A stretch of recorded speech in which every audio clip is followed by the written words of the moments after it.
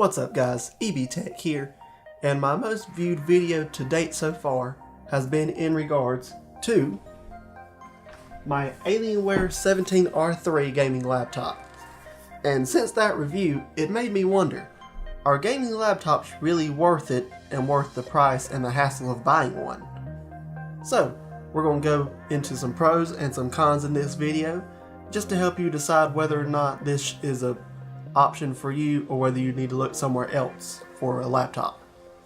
Now, keep in mind, all gaming laptops are not designed the same way as other gaming laptops. This mostly depends on the company, what the brand is, and what the brand prefers to use as far as materials and stuff like that goes. So for each person, your mileage may vary depending on what gaming laptop you're looking at and what brand you're going with. Now, if you haven't seen my review of this Alienware laptop, then I will link my review to it here, or it will be here, one of the two. But let's just start off with the specs to run over it again. It has 16GB of DDR4 RAM, an Intel i7-6700HQ processor, and a GTX 980M mobile graphics card, which is frankly pretty good for a laptop. And this also has a 4K IPS monitor, and it also has many lights and things on the keyboard that are RGB, so you can control what color you want depending on your mood or what kind of setup you have for the laptop. So let's start out with the pros of most gaming laptops. Most gaming laptops have a fairly high build quality, like this one, because this one has aluminum frame, and oftentimes companies will increase their build quality of these kind of laptops in order to protect the more expensive components inside of it. So this just overall helps with aesthetics, as well as, you're carrying it around day-to-day use of it, so that way it just stays safe. Which with this laptop, it has very little rigidity. Yeah, that word. This also has very little flex around the keyboard area, and the screen hinge is very, very tight, which you can take that as a pro or con, but I personally like it just so that way the screen doesn't flop around all the time, especially if you're riding around in a car or something like that with it, so that way the screen stays at the position you want it to be. Also, another pro for most gaming laptops is they tend to have better screens, just because oftentimes these are used as workstations too. So in this case it has an IPS 4K monitor, or some will even have a TN panel, but a higher quality TN panel with a higher refresh rate, which some have a 120Hz panel or even a 100Hz panel, just depending on what model you go with. But personally, I like the higher resolution rather than the higher refresh rate, because I use mine as more of a workstation rather than a just dedicated gaming machine. But if you are going for a dedicated gaming machine, consider going with a more high refresh rate monitor. Also, gaming laptops tend to have slightly better keyboards, just because they're used for gaming so much and they're also used as workstations. They tend to have better keyboards than rather if you bought a generic laptop. So it just overall helps with the feel of the keyboard and typing on it. The experience is just so much better than just if you bought a generic laptop. The keyboards are oftentimes mushy, or they just don't feel very good to type on, especially if you go from a mechanical keyboard to a laptop. So this just helps in the overall feel of the laptop.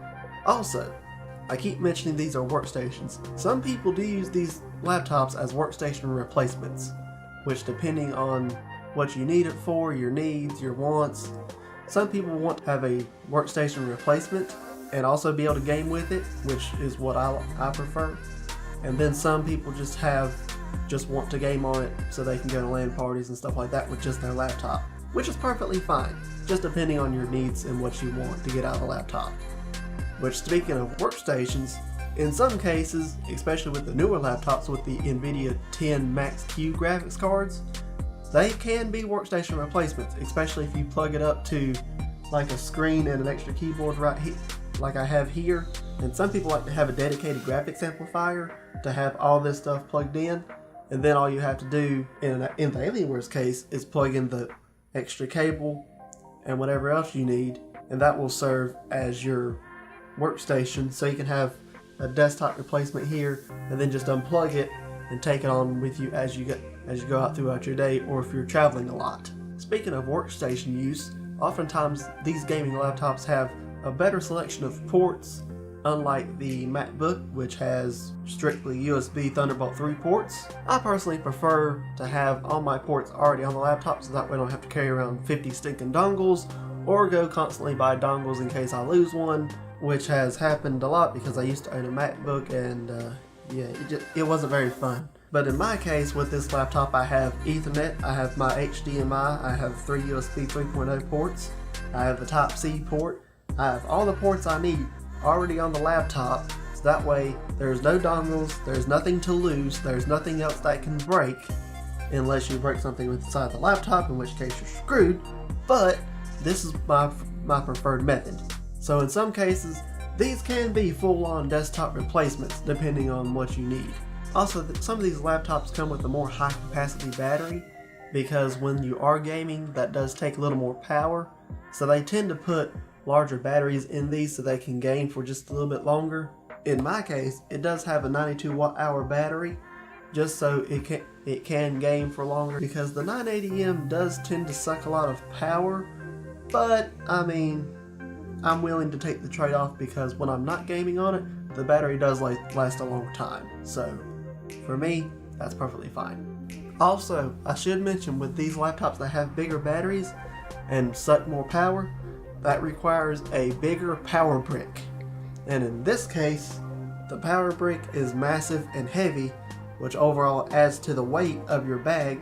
So I'm probably carrying around almost 10 to 12 pounds in just the laptop and the power brick, not including whatever else is in my book bag. And the final pro to having a gaming laptop is just, it looks cool. Because if you go with an Asus, oftentimes they will have the red or the orange accents. In this case, it has the RGB and the aggressive lines and the alien head with the eyes that look dead at you and look like they're staring into your soul. And plus, whenever you show up with this big of a laptop, yeah, it just makes you look like you're the one in charge of everybody else. It just looks boss. So now let's get on into the cons. And that is one of the cons of having a bigger laptop. It is big. Because mine is so large, it does have trouble fitting into most backpacks. Even if they say it does support a 17-inch laptop, they don't take into account how thick the laptop is. And because mine is just so, well, it does have trouble fitting into bags. So that is one of my cons. Also, because it is so large, the weight is pretty substantial because this laptop comes in at 8.33 pounds, which is very heavy for a laptop. And on top of that, that doesn't include if I decide to throw an extra hard drive in it, or the M.2s I have in it, or anything else I decide I want to attach to it.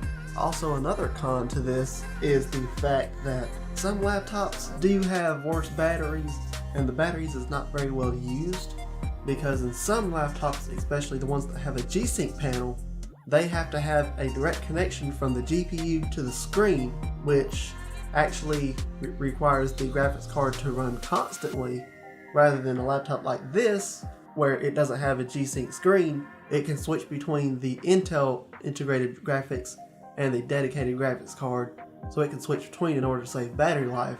While other computers, they have to rely specifically on the GPU. This will overall just decrease your battery life and cause you to only get maybe 2.5 to maybe 3 hours, even on light use. So yeah, it's not very good. And also, these computers do get hot because they have such beefy components in them.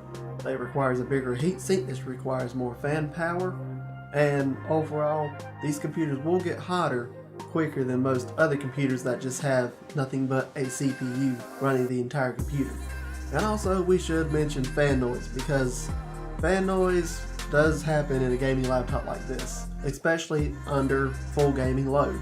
Something like the Razer laptops have a slightly more high-pitched fan noise that I've heard, and they are high-pitched because the fans are smaller because the Razer is in a smaller chassis.